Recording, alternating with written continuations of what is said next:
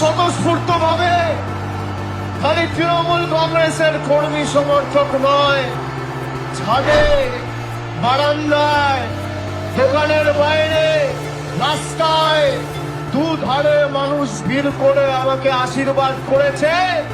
আমি আজীবন যতদিন বাঁচবো ইটাহারের মাটির কাছে দায়বদ্ধ থাকবো।